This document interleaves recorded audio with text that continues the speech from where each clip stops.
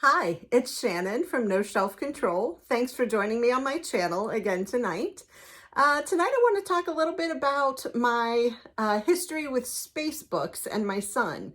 So I know that sounds like it might be about middle grade reading, but it really isn't. He is 15 and we still read something together every night, as you may have heard in some of my other videos.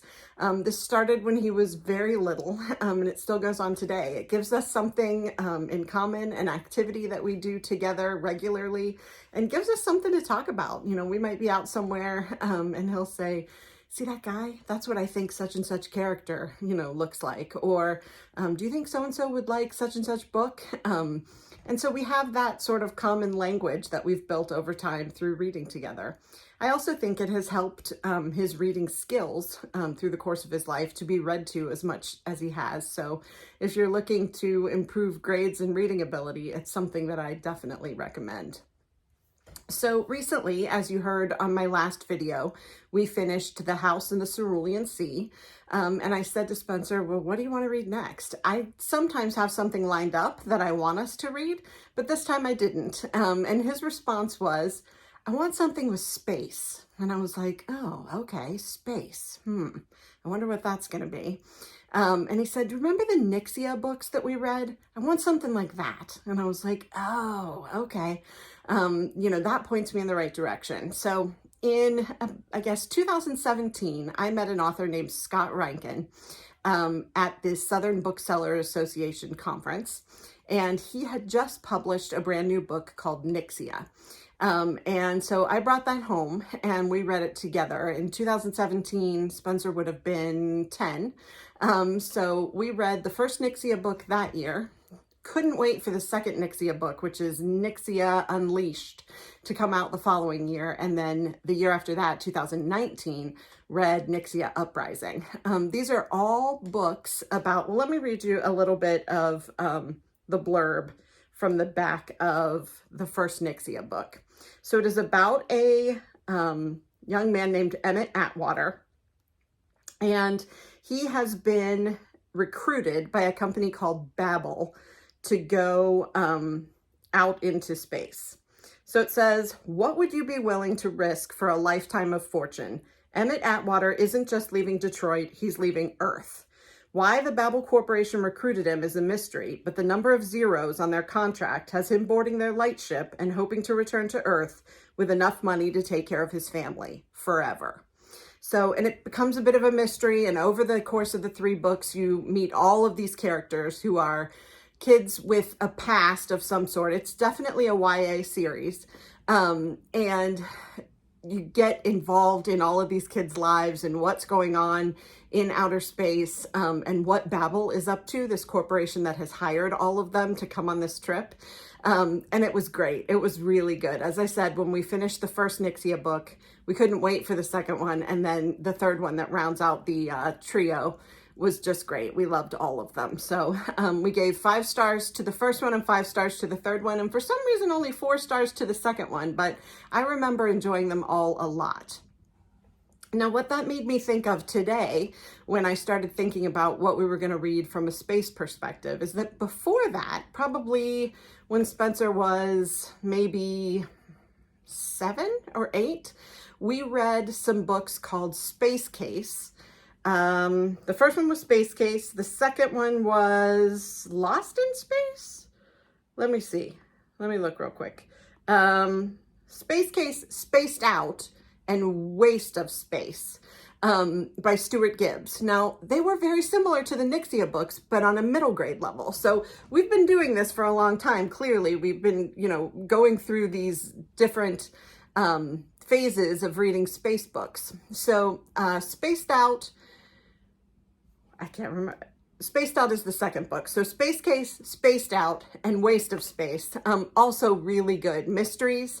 Books about children who go to live on Moon Base Alpha, on the moon, obviously, and a mystery as part of each one of those books. Those definitely skew toward middle grade, so they are definitely for the younger crowd. But if you need to read with a elementary school child or a younger middle school child, those would be great books as well.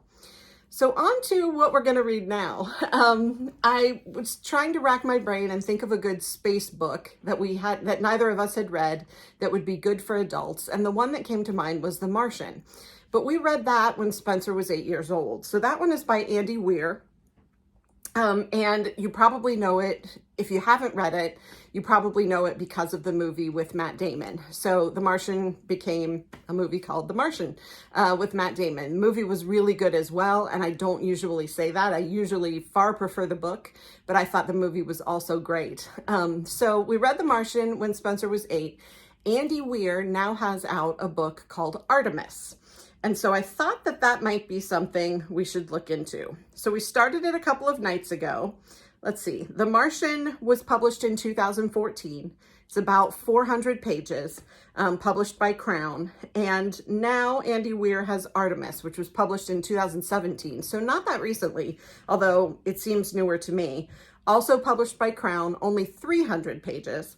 And this one that we started a couple of nights ago says, Jazz Bashara is a criminal. Well, sort of. Life on Artemis, the first and only city on the moon, is tough if you're not a rich tourist or an eccentric billionaire. So smuggling in the occasional harmless bit of contraband barely counts, right? Not when you've got debts to pay and your job as a porter barely covers the rent. Everything changes when Jazz sees the chance to commit the perfect crime with a reward too lucrative to turn down. So you can see there, there's definitely a theme running through all of these books. We started when he was littler, and we've worked our way up to adult books that are also about space and living in outer space. Really looking forward to this one. It reminds me so far a little bit of The Martian. Of course, it's the same author, in that there's a lot of language in it. So if you are concerned about reading this with a teenager and foul language, you probably want to skip it. We are pretty open in our house, both with language and with sexuality. And there are some references, even in the first, we've probably read 30 pages so far. Even in the first 30 pages, there are quite a few curse words and quite a few references to sexuality. So he talks about trust fund babies coming to the moon looking for moon poon. So I had to explain that one.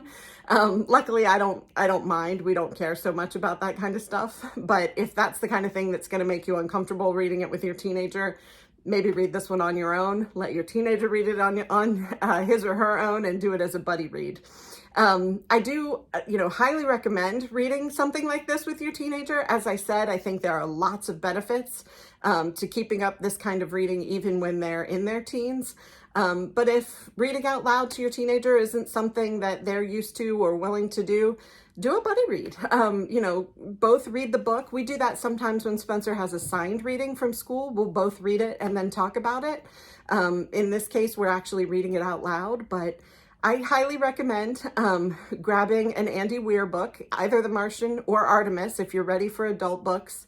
If you would rather read something YA, if you're going to read with a teenager, the Nyxia series would be fantastic. Really good, very propulsive read, well-drawn characters, very interesting, and keeps you going right up to the end. And then if you have a little one, I definitely recommend the Moonbase Alpha series by Stuart Gibbs. So all about these space books tonight. We've got some for the young set, some for the teenagers, and some for the adults. So I hope that you have enjoyed hearing about all of these options if you're interested in reading about space. If you did, please like and subscribe. I would greatly appreciate it. And I will be back in the next few days with another video. I look forward to talking to you then. Bye.